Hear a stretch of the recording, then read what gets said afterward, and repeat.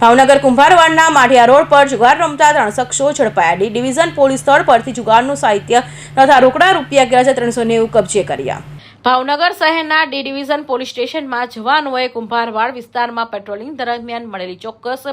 માહિતીના આધારે માઢિયા રોડ પર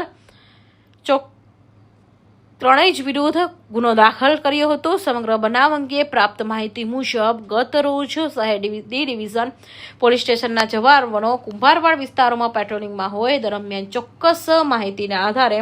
માઢિયા રોડ પર આવેલી શેરી નંબર 9 ભોથા મકવાણી દુકાન પાસે રેડ કરતા 3 શખ્સો ગોળ કુંડાળું વળીને પૈસાના પાના વડે 3 પત્તીનો હાર જીતનો જુગાર રમતા રંગે હાથે ઝડપાયા હતા, જેમાં રૂપેશ ઉર્ફે પોપટ ભરત પટેલિયા ઉંમર 25 રહે શેરી નંબર 13 માઢિયા રોડ,